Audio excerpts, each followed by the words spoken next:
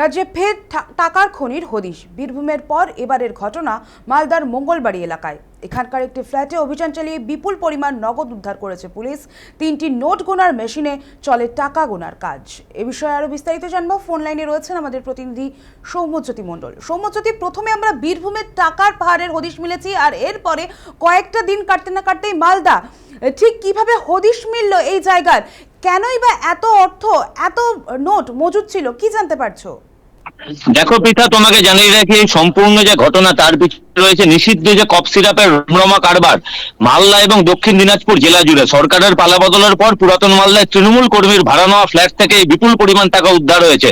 নিষিদ্ধ cough syrup পাচারের যে চক্র, সেই চক্রের পর্দাফাঁস হয়েছে এবং বলাই চলে যে বড়সড় সাফল্য মালদা জেলা পুলিশ, দক্ষিণ দিনাজপুর জেলা পুলিশ এবং রাজ্য পুলিশের স্পেশাল টিমের। যে ঘটনা, যেটা পুরাতন মালদার মঙ্গলবাড়িতে তৃণমূল কর্মীর বাড়ি থেকে উদ্ধার হওয়া মোট যে টাকার পরিমাণ, সেটা হলো 2,40,50,000 টাকা। উদ্ধার হয়েছে নিষিদ্ধ কাপ সিরাপ। দক্ষিণ দিনাজপুরে গত 5ই জুলাই 1500 বোতল নিষিদ্ধ কাপ সিরাপ সহ 4 জন মাদক কারবারিকে গ্রেপ্তার করা হয়। ধৃতদের জিজ্ঞাসাবাদ করেই পুলিশ মঙ্গলবারের এই ফ্ল্যাটের হদিশ পায়। ফ্ল্যাটটি দিলীপ শাহ নামে এক স্থানীয় ব্যক্তি, সে তার সেই ফ্ল্যাটের মালিকাধীন কিন্তু দিলীপ শাহ, যেখানে পিন্টু সরকার নামে এক ব্যক্তি ভাড়া থাকতেন। পুলিশের দাবি অনুযায়ী এই টাকা মাদক পাচার, বিশেষ করে নিষিদ্ধ কাপ সিরাপের কালো কারবারে ব্যবহার করা হতো। মালদা থানা, দক্ষিণ দিনাজপুর পুলিশ এবং রাজ্য পুলিশের স্পেশাল অপারেশন টিম যৌথভাবে এই তল্লাশি অভিযান চালায়। 3 জনকে গ্রেপ্তার হয়েছে। ধৃতরা হলেন পিন্টু সরকার, গোপাল চাকি, সুশান্ত হালদার। সুশান্ত ও গোপালের বাড়ি মালদা থানার শ্মশানপাড়া এলাকায়। আর পিন্টু সরকার, সেই কিন্তু এলাকায় সক্রিয় তৃণমূল কর্মী হিসাবেই পরিচিত। এই পিন্টুই ভাড়া নিয়েছিলেন দিলীপ শাহর কাছ থেকে। পিন্টু এবং দিলীপ শাহর দীর্ঘদিনের পরিচয় ছিল বলেই জানা গেছে। এবার এই চক্রের সঙ্গে আরো কারা জড়িত, এই চক্রের আরো আন্তঃরাজ্য জাল ছড়িয়ে রয়েছে কিনা, সমস্ত কিছুর জন্য পুলিশ কিন্তু জিজ্ঞাসাবাদ করছে। পৃথা, ধন্যবাদ সৌম্যজ্যোতি আমাদের সঙ্গে থাকার জন্য।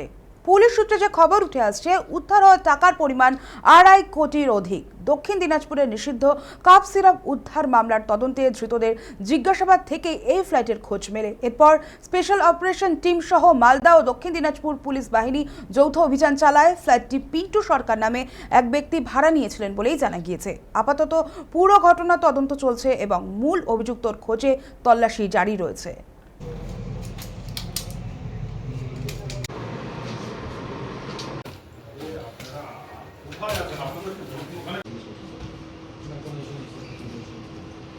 আমরা জানি যে এই ছেলেটা তো আমাদের এলাকার ছেলে, 1 নম্বর ওয়ার্ডে বাড়ি। ও বললো আমি বিয়ে করব।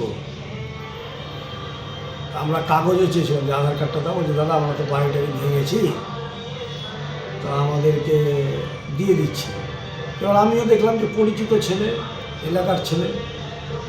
পরে শুনছি যে এরকম কাণ্ড।